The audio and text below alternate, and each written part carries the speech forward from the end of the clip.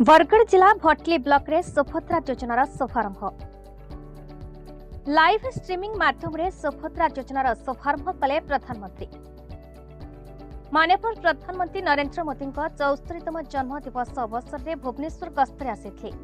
निर्वाचन इस्ताहार अनुसार ओडिशार 21 वर्षर 60 वर्ष मध्य समस्त योग्य महिला मानक सक्षम और आत्मनिर्भरशील करने 5 वर्ष में 50,000 टंका देवाई प्रतिश्रुति देते।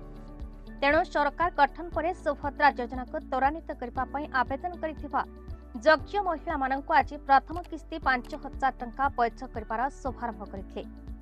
सेहीपरि राज्य सरकार निर्देश क्रमे आज भटली पंचायत समिति कार्यालय प्रांगण में लाइव स्ट्रीमिंग माध्यम सुभद्रा योजनार शुभारंभ कर एही कार्यक्रम में भटली पंचायत समिति अध्यक्ष नित्यानंद प्रधान मुख्य अतिथि भाव में योगदान करथिबा बेले पंचायत समिति उपाध्यक्षा श्रीमती ललिता बाग, भटली विधायक प्रतिनिधि सौरी चरण पारिक, अतिरिक्त गोष्ठी उन्नयन अधिकारी श्रीमती ज्योत्स्नाराणी गड़तिया, सीडीपीओ सैरेन्द्री महानंद, भटली सरपंच प्रमोदिनी प्रधान तथा पंचायत कार्यनिर्वाही अधिकारी जिला संपादक उमेश कुमार सेठ प्रमुख मंचासीन थे।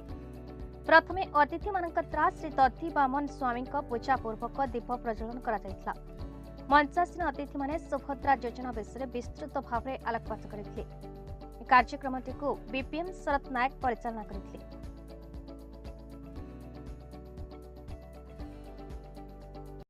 प्रतिश्रुति देइथिले।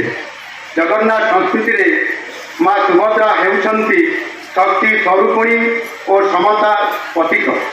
सतर्क और स्वावलंबी हेले। बरगढ़ जिला टिकलाल त्रिपाठी रिपोर्ट, भारत न्यूज।